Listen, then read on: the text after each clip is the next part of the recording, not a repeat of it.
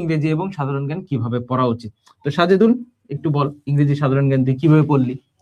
এখন তো আমরা একটু পুরাতন হয়ে গেছি, তোদের কাছে সবাই জানতে চাইতেছে আর কি, বল। ভাইয়া ইংলিশটার ক্ষেত্রে যেটা করতাম এটা হচ্ছে আমি হচ্ছে বিগত বছরের কোয়েশ্চেন গুলা অ্যানালাইসিস করতাম। অ্যানালাইসিস করে যে যে টপিক গুলো আসতো, যেমন হচ্ছে নাউন, প্রোনাউন, তারপর হচ্ছে অ্যাডজেক্টিভ, জিরান্ড, পার্টিসিপল, এইসব যে টপিক গুলা আছে, সিনোনিম, অ্যান্টোনিম, এগুলা সবগুলাকে কয়েকটা ভাগে ভাগ করি। আমি ভাগ করে যে এগুলা হচ্ছে আমি প্র্যাকটিস করা শুরু করি। তো আপনারাও লাস্ট মোমেন্টে হচ্ছে অনেকগুলা ইংলিশের জন্য ক্লাস নিছেন, ভাইয়েরা ক্লাস নিছিল, টপিক বলে দিছিল কোনটা কিভাবে কি করতে হবে, প্র্যাকটিস করার জন্য পিডিএফ দিছিল। সেগুলা সবগুলা ভাইয়া পুঙ্খানুপুঙ্খ ভাবে আমি হচ্ছে শেষ করছিলাম। প্রতিদিনই হচ্ছে আমি ভাই ইংলিশ আর জিকে এর জন্য 1 ঘন্টা করে টাইম রাখছি। ইংলিশের জন্য 40 মিনিট আর জিকে এর জন্য হচ্ছে ওদিকে 30 মিনিট সময় রাখতাম, আর 20 মিনিট পড়তাম, আর 10 মিনিট হচ্ছে অ্যাক্টিভ রিকল করতাম।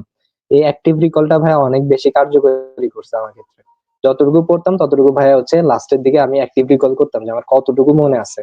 এরপরে হচ্ছে আমি ওই যে জায়গাটায় আটকে যাচ্ছি ওই জায়গাটা আবার একবার করে রিচেক দিয়ে নিতাম যে কোন জায়গাটা আমার ভুল যাচ্ছে।